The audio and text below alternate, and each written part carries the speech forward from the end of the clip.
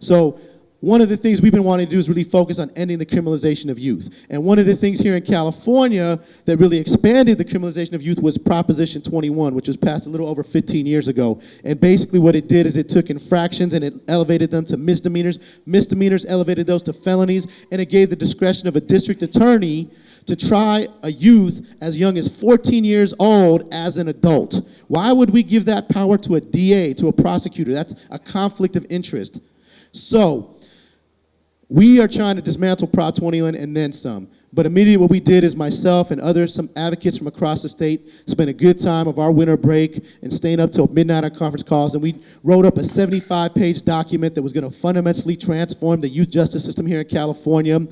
And then when we started shopping around to people who might potentially fund it, it got watered down to maybe about 5% of what we wanted to do, but it's going to still fundamentally change the way young people are impacted, and there's still a lot more work to do.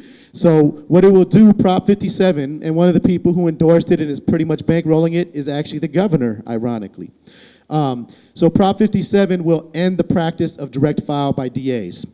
DAs will no longer be able to file a young person and try them in adult court. However, judges will have discretion. So the way I look at it, we got some messed up judges too, so we want to go after that eventually too.